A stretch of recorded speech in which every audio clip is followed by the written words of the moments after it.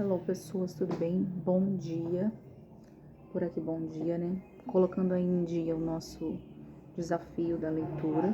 Hoje é o dia 47, né? Hoje nós vamos de Levítico capítulo 19 e número 20 e Mateus do 27 ao 51. Antes da gente começar, vamos aí fazer uma breve oração para a gente dar início. Amém? Então, vamos início, né? Pai, nós queremos agradecer por mais esta manhã que o Senhor nos entregaste. Muito obrigado por tudo que o Senhor tem feito por cada um de nós. Nós pedimos que o Senhor venha estar falando conosco mais uma vez e venhamos compreender aí os seus ensinamentos a respeito do Evangelho. Em nome de Jesus, amém. E hoje no Levítico 19 nós vamos falar a respeito aí dos princípios éticos para a gente poder ter uma vida abençoada. Ele vai ensinar sobre isso. Vai ressaltar muito a respeito dos mandamentos que a gente tem deixados para nós dentro da palavra. Então vai começar assim, ó, Levítico capítulo 19, verso 1. Disse o Senhor a Moisés: fala a toda a congregação dos filhos de Israel e dize-lhes: santo serei, porque eu, o Senhor vosso Deus, sou santo. Então, esse é um texto muito comentado. Muitas pessoas conhecem esse texto, sede santos porque eu sou santo. A questão do santo significa separado. Sede separados porque eu também vivo uma vida separada, né? E não questão de viver em santidade, viver em Deus, né? Viver a vontade de Deus. É mais sobre isso, né? Sobre ser santo. Usar Deus como exemplo, procurar ser como Ele. É difícil ser como Ele, mas nós temos que buscar isso, né? Então, no verso 2 ele diz assim, ó, cada um respeitará sua mãe e o seu pai e guardará os meus sábados. Eu sou o Senhor vosso Deus. Então faz menção aí aos 10 mandamentos, né? O mandamento de honra a teu pai e a tua mãe para que te prolongues os seus dias nessa terra. Então, primeiro esse mandamento com promessa, que diz que se nós honrarmos os nossos pais, nós teremos vida longa. E sobre guardar um dia para o Senhor, né? Aqui a gente sabe que Jesus Cristo é o Senhor do sábado. Então, dependente do dia, guardar um dia, pelo menos um dia da semana para Ele, né? Isso que Ele pede para cada um de nós. Verso 4, ele diz assim: não vos virareis para os ídolos, nem vos fareis deuses de fundição. Eu sou o Senhor vosso Deus. Então aqui vai falar a respeito da idolatria, né? Aqui fala pra gente, ele proíbe terminantemente a adoração aos ídolos, que também faz menção aos mandamentos que diz lá: não terás outros deuses diante de mim, não fará para ti imagens de escultura. Então, aqui Moisés lembrando aos levitas e também a toda a congregação que é proibida a questão da adoração a ídolos, a idolatria. Verso de número 5 vai dizer assim: quando oferecer de sacrifício pacífico, que é o sacrifício de gratidão ao Senhor, oferecê-lo-eis para que sejais aceitos no dia em que oferecerdes, e no dia seguinte se comerá, mas o que sobejar ao terceiro dia será queimado. Se alguma coisa dele for comida ao terceiro dia, é abominação, não será aceita. Qualquer que o comer levará a sua iniquidade, porquanto profanou coisa santa do Senhor. Por isso será eliminado do seu povo. Quando também cegares, até aqui por enquanto. Então aqui vai falar a respeito do sacrifício, né? O sacrifício de gratidão a Deus, sendo que uma parte do sacrifício era tirada para os sacerdotes, para consumo próprio, e as demais partes eram tiradas ali para ser queimadas, para ser levadas como sacrifício, como incenso de aroma suave a Deus. Então, a parte que pertencia ao Senhor, ela teria que ser oferecida, e a parte que não pertencia ao Senhor, que pertencia aí aos levitas, ela deveria ser consumida aí dentro de um período de 2 dias. Passado isso daí, não deveria ser o feito, né? Então, verso 7 fala isso, né? Que o sacrifício tem que ser sem defeitos, tem que ser algo perfeito, animais perfeitos diante de Deus. E aí quando ele fala não comer, porque ela trará iniquidade, não será aceito. tem que obedecer às instruções de Deus de maneira nenhuma, não negligenciar as instruções dele a respeito de sacrifício. Né? Verso de número 9 vai dizer assim: quando também cegares a mercê da tua terra, o canto do teu campo, não cegarás totalmente, nem as espigas cairás, colherás as tuas mercê, não rebuscarás a tua vinha, nem colherás os bagos caídos da sua vinha. Deixá-lo-ás aos pobres e ao estrangeiro. Eu sou o Senhor, vosso Deus. Então, esse versículo aqui, ele vai falar a respeito da gente guardar algo para os necessitados, né? Então, tipo um efeito de ação social que eles deviam fazer.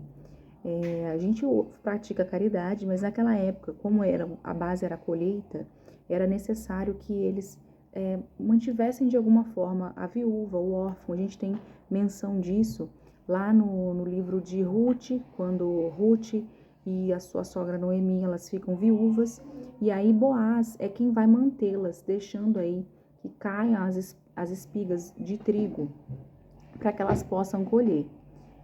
A gente também vai ter menção a isso, em questão de deixar, né, para os órfãos e viúvas, lá no Novo Testamento, né? Jesus comenta a respeito disso.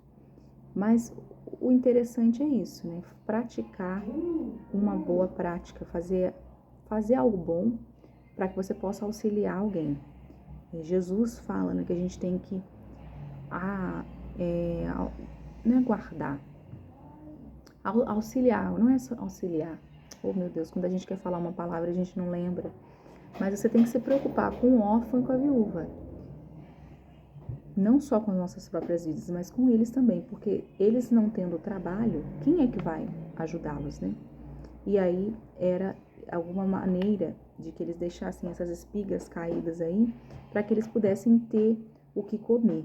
Então, ajudar de alguma maneira. E aí no verso 10 ele diz: não rebuscarás a tua vinha, nem colherás os bagos caídos da tua vinha, deixá-lo-ás ao pobre e ao estrangeiro. Eu sou o Senhor, vosso Deus. Então, com a ideia de você realmente deixar algo, né, para essas pessoas. Você nem sabe quem são, mas não rebusque, não roube, né? Então, seja honesto, deixa aí para o seu próximo, amar ao teu próximo como a ti mesmo. Se você não tivesse algo que comer, você gostaria que alguém mantivesse você e a sua família de alguma maneira? Então, é sobre isso, esse texto. O roubo está no 11. Está escrito assim, ó: não furtareis nem mentireis, nem usareis de falsidade, cada um com o seu próximo, nem jurareis falso pelo meu nome, pois profanareis o nome do vosso Deus. Eu sou o Senhor, vosso Deus. Né? Então, ser íntegro, não, ser honesto, essa aí é o que ele deixa para nós de referência. Né? Também ele fala sobre não furtar, não mentir, não ser falso, né? Não usar disso aí com desonestidade. Um crente tem que ter uma vida íntegra, ter uma vida reta, né? Não jures falsos, não prometa algo que você não possa cumprir. E é sobre isso. 13 diz assim: não oprimirás o teu próximo, nem o roubarás a paga do jornaleiro. Não ficará contigo até amanhã. Então, ser fiel também nos seus negócios, né? Você comprou algo com alguém, você tem que pagá-lo, né? De maneira nenhuma, deixe de pagar alguém que lhe deve. 14. Não amaldiçoarás o surdo, nem porás tropeço diante do cego, mas temerás o teu Deus. Eu sou o Senhor teu Deus. Mesmo assim, aquela pessoa que de repente é surda, é cego, você vai auxiliá-lo de alguma forma? De maneira nenhuma você vai enganar essa pessoa ou evitar essa pessoa, porque eles tem, né, que dão mais trabalho. Eles exigem um pouco mais de cuidado, né? Então, você, de maneira nenhuma, vai se aproveitar, essa palavra certa, dessa pessoa por ela ter essa deficiência. Pelo contrário, você tem que agir com compaixão para essas pessoas que são vulneráveis, né? Amar ao próximo como a ti mesmo é sobre isso. Verso 16 vai dizer assim: não andarás com mexeriqueiro entre o teu povo, não atentarás contra a vida do teu próximo, eu sou o Senhor. Fofoqueiro, sai fora. Esquece aí fofoqueiro, mexeriqueiro, essa galera aí que gosta de intriga. Se afasta desse tipo de pessoa. Vai dizer ainda: não aborrecerás teu irmão, teu íntimo, mas repreenderás o teu próximo por causa dele. Não levarás sobre ti pecado. Não te vingarás, nem guardarás ira contra o teu filho do teu povo, mas amarás o teu próximo como a ti mesmo. Eu sou o Senhor. Então, você também não vai aborrecer aquele que está com você, irritá-lo, né, a ponto dele perder o domínio próprio, nem se a pessoa te tirar do sério, você também não pode se vingar. A palavra diz: irai-vos, mas não pequeis. Você pode ficar nervoso, você pode perder a paciência, mas de maneira nenhuma fazer algo aí contra essa pessoa que te deixa nervoso. Você pode mostrar aí com argumentos que essa pessoa está errada, mas de maneira nenhuma fazer algo contra a vida dessas pessoas.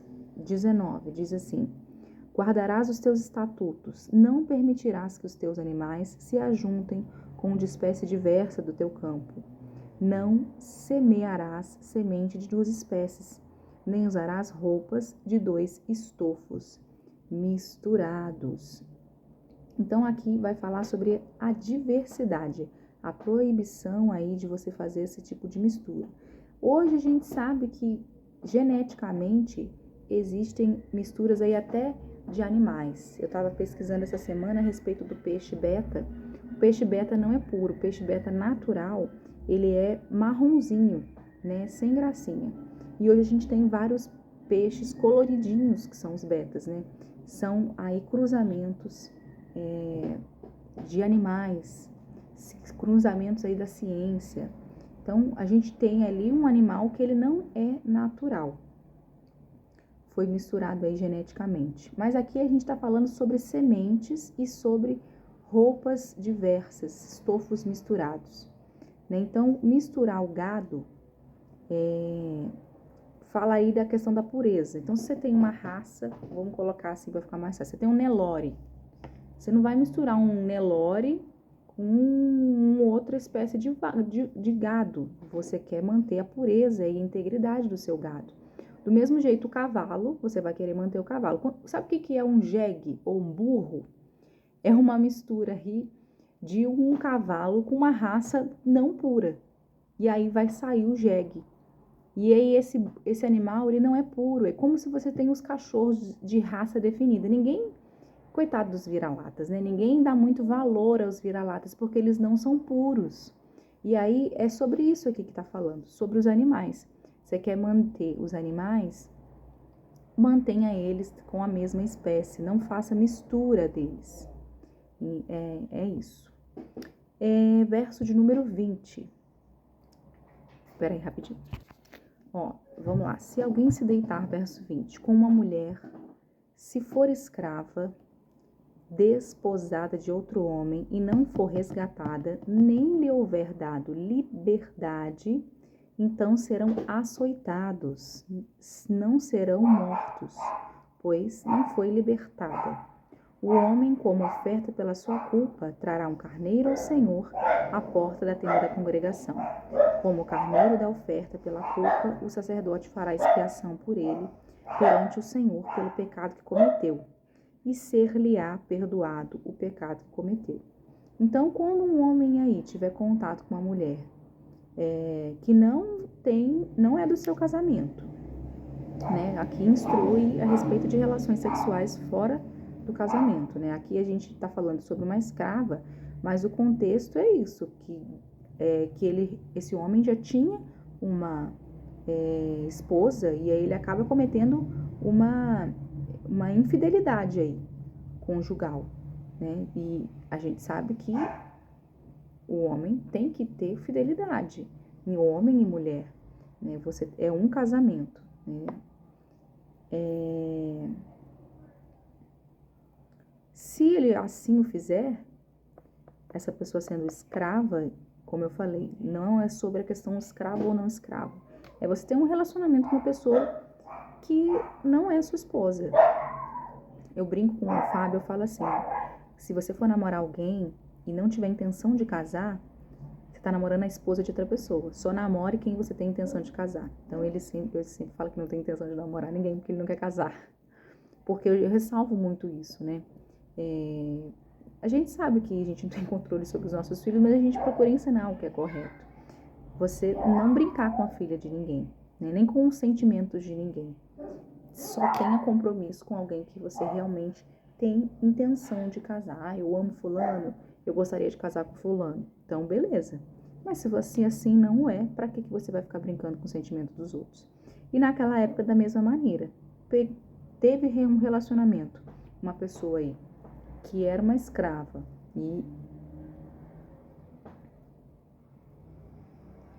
e ela havia sido desposada com outro homem, e ela não foi resgatada no sentido de que você não deu liberdade para essa esposa. Então, essa pessoa deverá ser castigada, você e ela, né? Porque não foi liberta. A culpa não é da pessoa em si, a culpa é dos dois, né? E ainda terá que ser oferecido uma oferta aí para pedir perdão pelo pecado, pelo que vocês fizeram errado. 23. Vai falar assim, ó, quando entrardes na terra e plantardes toda sorte de árvore de comer, ser-vos-á vedado o seu fruto. 3 anos vos será vedado dele, não se comerá. Porém, no 4º ano, todo o seu fruto será santo, será oferta de louvores ao Senhor. No 5º ano, comereis fruto dela, para que vos faça aumentar a sua produção. Olha que intrigante isso aí a respeito do fruto, né? Quando você planta uma árvore, por 3 anos não consumir dela. Na verdade, uma árvore demora para ela dar fruto, né? Então, esses 3 anos seria para você deixar ela viver bem ali. Se nesses 3 anos ela, de repente, começar a dar fruto antes, deixa os passarinhos eles se alimentarem. Cuidado aí de Deus até com essa questão dos demais, da natureza. No 4º ano, todo o seu fruto será santo, será oferta de louvores ao Senhor. E no 5º ano, aí sim, você pode comer, fazer o uso dessa árvore para se alimentar. 26. Não comereis coisa alguma com sangue, não agourareis, nem adivinhareis. Então, proibição de comer coisas com sangue. Por quê? Porque ali era comum, eram práticas pagãs de feitiçaria de outros povos, comer carnes com sangue. Então, Deus institui aí proibido esses métodos que poderia ser supersticioso, poderia remeter aí a magias, né? A única fonte de orientação e proteção do povo seria Deus. Então, nada de adivinhação também, nada de leitura de cartas, nada desse tipo de inventação de moda. Verso 27. Não cortareis o cabelo em redondo, danificareis as extremidades da barba. Era comum aí eles terem cabelos grandes, cabelos longos, né? Costume da época, e fala sobre o corte de cabelo. Então, você vai ver judeus hoje, lá no Oriente Médio, que ainda assim mantém aí cabelos longos, cabelos compridos, cabelos às vezes sem corte, cabelos arredondados não poderiam ser feitos pelo costume da época. E diz 28 agora. Nem a barba também não poderia ser aparada. Olha só, coisa que é mudado, né? Vamos lá. Pelos mortos não ferireis a vossa carne, nem fareis marca nenhuma sobre vós. Eu sou o Senhor vosso Deus. Então, olha só, aqui fala, quando você tem alguém morto, não pode ter contato com esse corpo no intuito de ferir a carne. E aí, quando fala, nem fareis marca nenhuma sobre vós, Aí eu já falo assim, que além da questão da pessoa ali, fala a respeito de tatuagem, né? Não era proibido. Por quê? Porque tinha rituais pagãos da época que envolviam aí automutilação. Era proibido fazer cortes nos corpos, né? Que a gente vê aí a questão de algumas práticas aí que falam que a autoflagelação vai trazer perdão de pecados, né? Em algumas religiões, mas isso não é correto dentro dos costumes judeus, né? Não fará marcas nos seus corpos, nem mutilem o seu corpo. Nós fomos criados à imagem e semelhança de Deus, eu e você, e assim nós devemos nos manter, né? Mantenha aí o seu corpo como está. Verso de número 29 diz assim: não contaminarás a tua filha, fazendo-a prostituir-se, para que a terra não se prostitua, nem se encha de maldade. Guardareis os meus sábados e reverenciareis o meu santuário. Eu sou o Senhor. Por que fala a questão dos filhos? Filha, filho. Era comum, com o endividamento das pessoas, falta de renda, as pessoas se venderem como escravos ou venderem até os seus filhos. E aqui institui, e não é para você fazer essa prática. Não faça essa prática. Pelo contrário, pede orientação à igreja, pede guarda, pede auxílio aí a alguém da igreja. Fala, guardareis os meus sábados, reverenciarei o meu sábado. Separa um dia para o Senhor, guarda o Senhor. Pede aí ajuda para alguém que está enrolado financeiramente na época e agora também, se você está com dificuldade. Pede orientação financeira. A gente tem um curso de orientação financeira online da Família Viva. Se você precisar, você pode me dar um toque que eu mando para você. A gente também tem que ter essa vida guardada. Naquela época, não tendo dinheiro, a pessoa poderia vender seus bens, seu gado e seus filhos. E aqui fala que isso não era orientado para o povo judeu. Verso de número 31. Não vos voltareis para os necromantes, nem para os adivinhos, nem os procurareis para serdes contaminados por eles.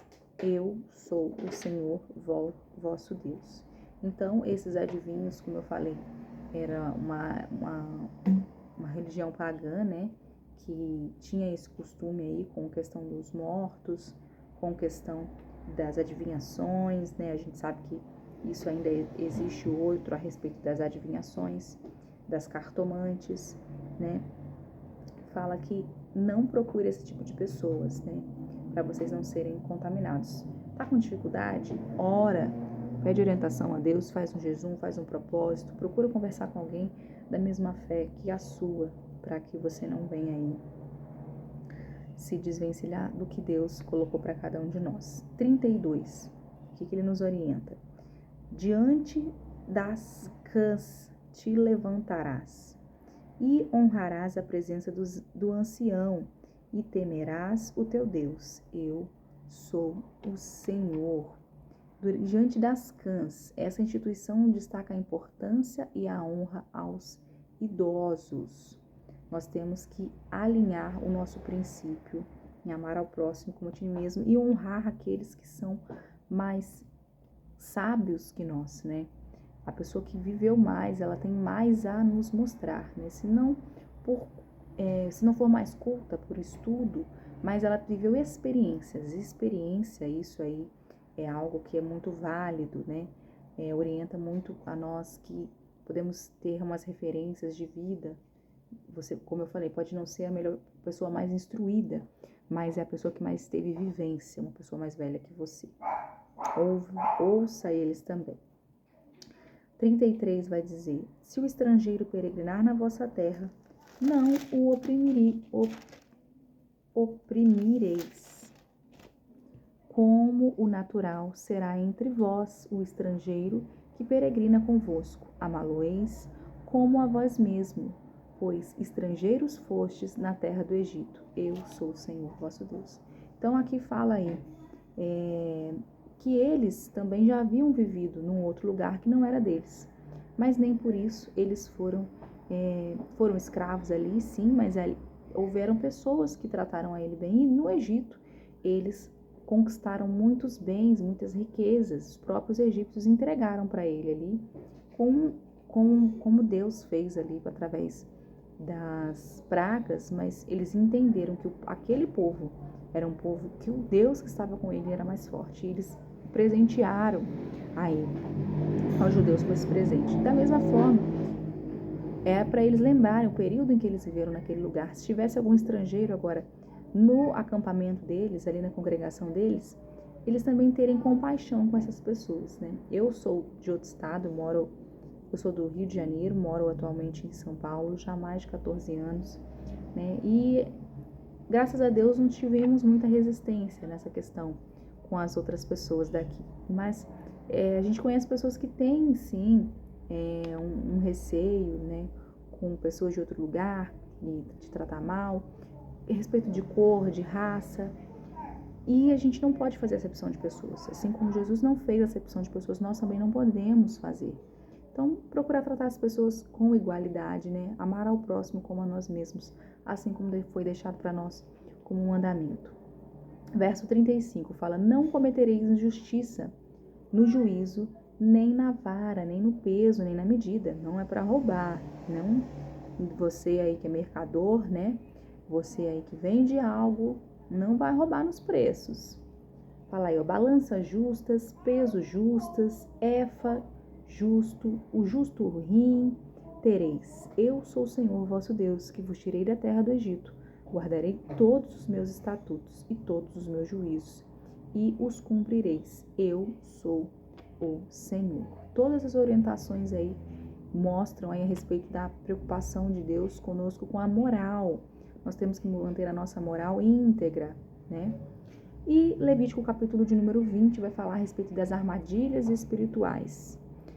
E aí, como a gente faz para a gente viver uma vida abençoada. Vai dizer assim, ó. Também dirás aos filhos de Israel, verso 2.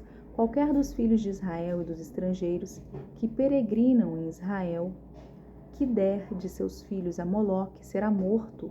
O povo da terra o apedrejará. Voltar-me-ei contra esse homem e o eliminarei do meio do seu povo, porquanto deu a seus filhos a Moloque, contaminando assim o meu santuário, profanando o meu santo nome. Se o povo da terra fechar os olhos para não ver esse homem, quando der os seus filhos a Moloque e o não matar, então eu me voltarei contra esse homem e contra a sua família, e o eliminarei no meio do seu povo, com todos os que, após ele, se prostituírem com Moloque. Então fala aí a respeito da gente se manter íntegro. Deus queria que nós, ele quer que nós tenhamos somente um Deus, somente a ele prestamos culto e reverência. Mas aí Moloque era um falso, um Deus, né? Era uma prática de idolatria, que havia aí sacrifício de crianças, né? A morte de crianças. E aí Moisés orienta o povo que cada um que se envolvesse aí com Deus Moloque e praticasse esse tipo de ritual aí, entregando o seu filho para sacrifício, essa pessoa seria morta, né? Por quê? Porque a família é algo sagrado para Deus. Deus, ele visa pela família, é o primeiro ministério que ele foi criado, né? Então esses rituais aí que desvalorizam a família, que tem esse sacrifício de crianças aí a deuses pagãos, ele devia ser punido com a morte dessas pessoas, né? Por quê? Porque além de ter saído do contexto de pureza da fé, de manter somente um Deus e uma fé, a pessoa estava corrompendo aí também a comunidade, fazendo algo aí diante do povo, achando que ninguém está vendo. E aí ele fala que é um ato gravíssimo fazer isso, né? Somente a sua santidade, somente a Deus deve ser reverenciado. E aí fala que esse sacrifício de pessoas, ele devia ser punido, porque os olhos de Deus estão em todos os lugares. Não adianta você achar que ele não está vendo o que você está fazendo. Ele vê tudo, ele sabe tudo, ele conhece tudo. Então, por mais que de repente o verso ainda fala, né, que vocês fechem os olhos e fingem que não estão sabendo, ou não saibam mesmo, a pessoa às vezes fez algo escondido, mas Deus, em algum momento, ele iria ali findar aquela família. Então, por que havia esse sacrifício aí de crianças, né? O deus Moloque, ele havia essa prática aí de idolatria que ele garantia que as pessoas elas teriam poder, fama, alcançariam prazeres mundanos, né? Essa divindade aí, ela tinha esse propósito. Então, as pessoas querendo alcançar essas coisas, elas sacrificavam aí os seus filhos, mas Deus não aceita esse tipo de adoração. Você terá somente a um Deus, adorará somente a um Senhor, e somente a ele prestará culto. Esquece aí esse envolvimento com outras coisas. Verso 6 vai dizer agora assim: quando alguém se virar para os necromantes e feiticeiros para se prostituir com eles, eu me voltarei contra ele e o eliminarei do meio do meu povo. Portanto, santificai-vos e sede santos, pois eu, o Senhor, vosso Deus. Pois eu sou o Senhor vosso Deus. Guardai os meus estatutos e cumpri-os, eu sou o Senhor, que vos santifico. Se um homem amaldiçoar a seu pai ou sua mãe, será morto. Amaldiçoou seu pai ou sua mãe, seu sangue cairá sobre ele. Então, olha só, hein? Aí vai para os adolescentes de hoje. Não pode amaldiçoar pai e mãe, porque é algo que pode ser castigado com a sua própria morte. Deixa os adolescentes saber disso, hein? Olha só como é que seria, né, Emanuel? E aí fala também para não ter envolvimento com outros deuses, feiticeiros. A mesma forma aí, como eu falei, era costume, né, dessas falsas divindades exigia aí relações sexuais, exigia aí o sacrifício de pessoas. E aí o envolvimento sede santos, como eu sou santos. Mais uma vez ele repete, né? Santificai-vos e sede santos, pois eu sou o Senhor, vosso Deus. Fala a respeito de pureza, sobre moralidade, se manter aí somente com adoração a Deus, né? Somente com adoração no templo. Práticas envolvendo outros lugares, sai fora, que isso aí não é de Deus. Verso 10 vai dizer assim: se um homem adulterar com a mulher do teu próximo, será morto o adúltero e a adúltera. O homem que se deitar com a mulher do teu pai será descoberto a nudez de seu pai. Ambos serão mortos, o seu sangue cairá sobre eles. Se um homem se deitar com a nora, ambos serão mortos. Fizeram confusão ao seu sangue, cairá sobre eles. Se também um homem se deitar com outro homem, como se fosse mulher, ambos praticam coisa abominável, serão mortos, e seu sangue cairá sobre eles. Se um homem tomar uma mulher, e sua maldade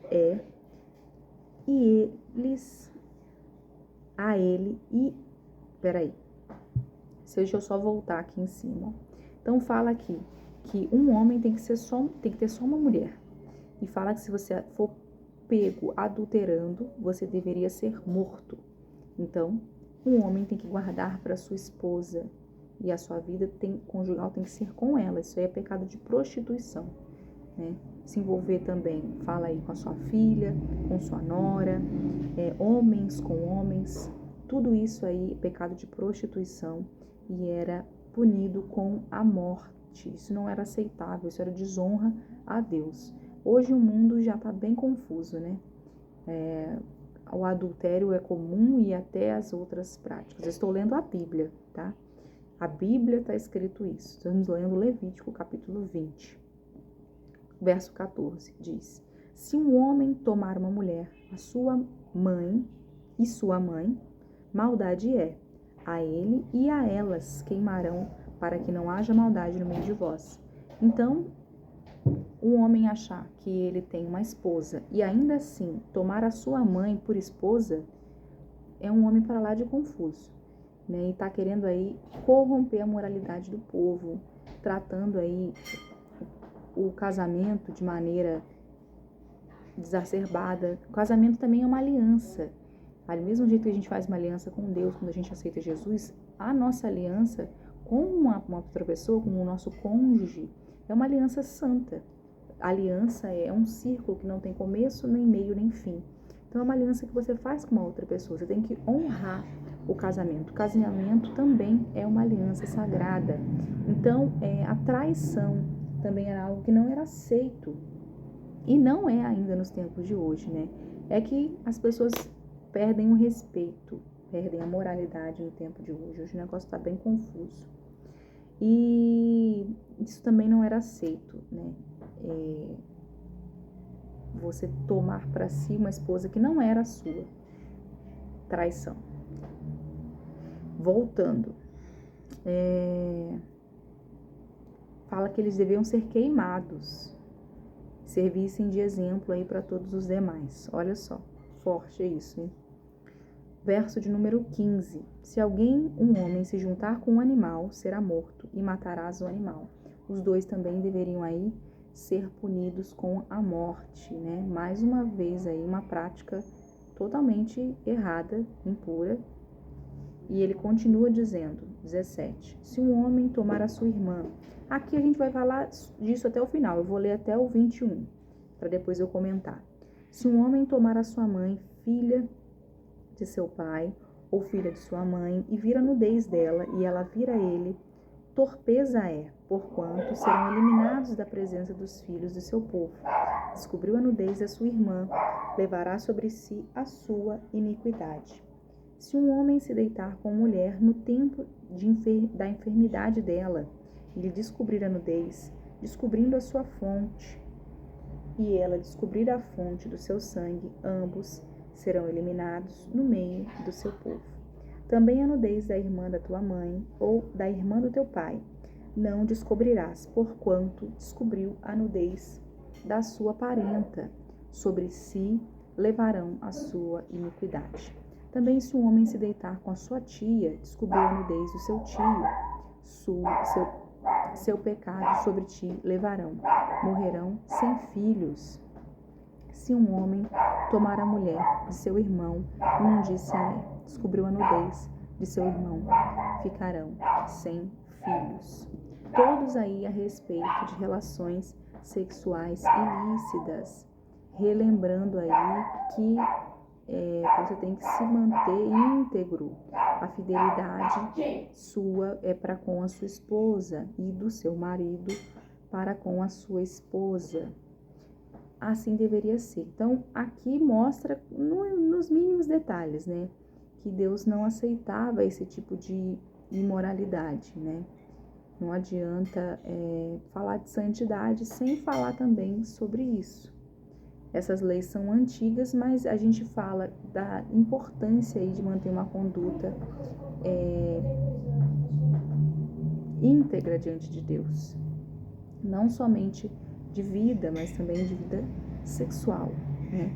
Santidade e obediência sempre. O princípio da soberania é a obediência, né? Assim diz a palavra do Senhor. Onde que eu parei? 22. Vai falar aí das práticas da feitiçaria e da necromância.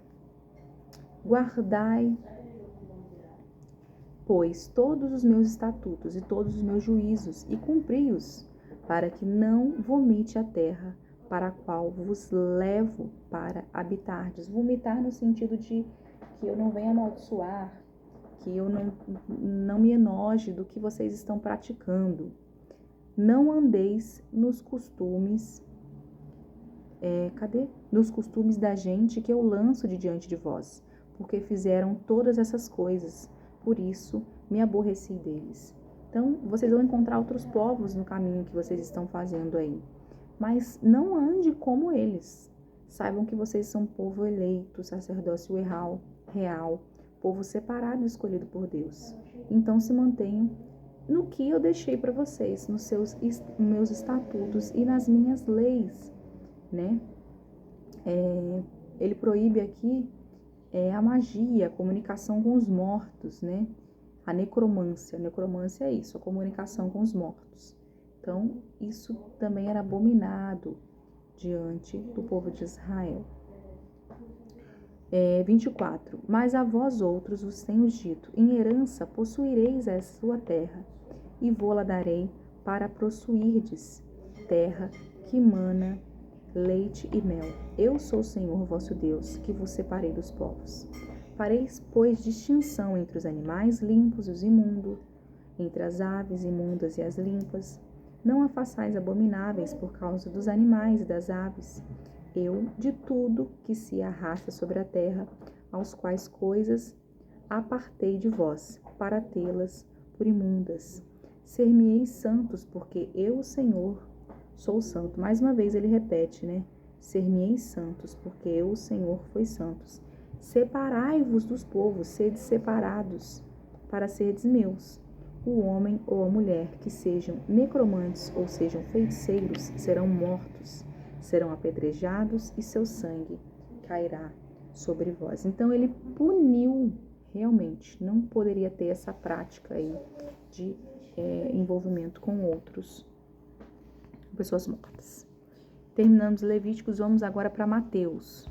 Mateus 27, do 51 até o 56, a gente vai ter aí a morte de Cristo. Vamos lá. E diz assim, eis que o véu do santuário se rasgou, em duas partes, do alto a baixo, tremeu a terra, fenderam-se as rochas. Abriram-se os sepulcros e muitos corpos de santos que dormiam ressuscitaram. E saindo dos sepulcros, depois da ressurreição de Jesus, entraram na cidade santa e apareceram a muitos. O centurião e os que com ele guardavam a Jesus, vendo o terremoto e tudo que se passava, ficaram possuídos de grande temor e disseram, verdadeiramente, este era o Filho de Deus. Então aí após ele dizer,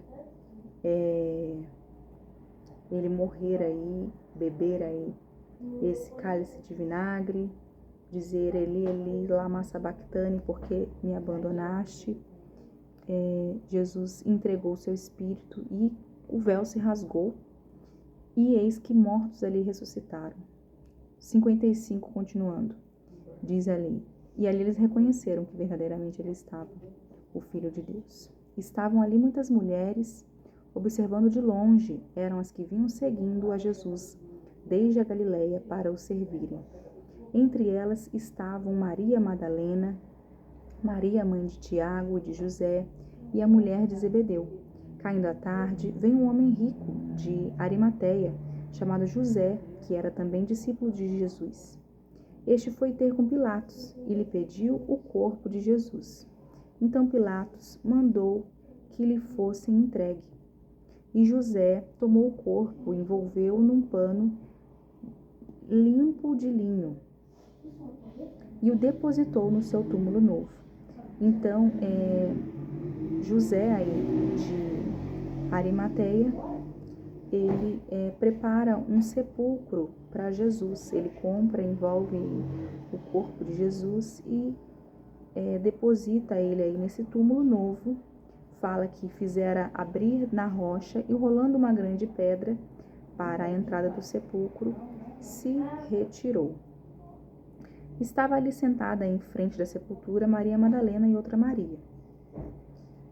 Aí tá, beleza. Morreu, sepultaram, fecharam a sepultura e depois as duas, a mãe ali, a outra Maria, estavam ali diante do sepultamento dele.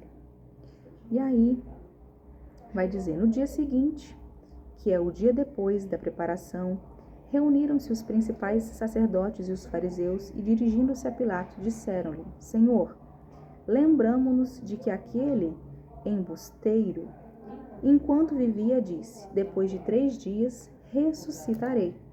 Ordena, pois, que o sepulcro seja guardado com segurança até o 3º dia, para não suceder que, vindo os discípulos, o roubem e depois digam ao povo: ressuscitou dos mortos, e será o último embuste pior que o primeiro. Então eles temiam que aconteceu o que realmente aconteceu. Disse-lhe Pilatos: aí tendes uma escolta, ide, guardai o sepulcro como bem vos parecer. Indo eles, montaram guarda ao sepulcro, selando a pedra debaixo, deixando ali a escolta. Então realmente eles guardaram a pedra daquele lugar, ali orientados pelos sacerdotes, pelos fariseus, que não queriam que realmente acontecesse a ressurreição, né? Eles temiam que, levando em conta os milagres que eles já haviam feito, que realmente acontecesse aí mais esse, a ressuscitação. Você sabe a história, você sabe no que culminou, mas o importante é que ele ressuscitou, que a gente vai ver na próxima vez, tá bom? Terminando com os guardas aí, montados aí, para guardar o sepulcro. É aí o nosso dia de hoje, finalizado. Vamos orar para nós encerrarmos? Amém? Foi só um pedacinho hoje de Mateus. Pai, nós queremos agradecer mais uma vez por esse momento. Nós queremos declarar que o Senhor é Rei dos Reis, o Senhor é o Rei dos judeus e o Rei das nossas vidas. É quem nós seguimos, é quem nós servimos, a quem nós prestamos culto, a quem nós queremos viver uma vida íntegra e de santidade. Nos ajuda com isso, nos orienta realmente, como foi falado, a viver nos seus estatutos e na sua palavra. Pai, nós queremos reverenciar a Ti, Deus. Nós queremos entregar o nosso domingo nas Tuas mãos. Guarda, Senhor, este dia, que mais uma vez nós tenhamos um culto abençoado na Tua casa, Pai. Possamos sentir a Tua presença naquele lugar. Visita os nossos corações, visita as vidas que vão estar ali. Em nome de Jesus, Pai, assim eu oro e eu peço. Amém? E é isso, finalizamos isso. E na semana que vem nada, amanhã nós seguimos aí com mais um dia na leitura bíblica, dia de número 48. Amém? Deus abençoe você. Tchau.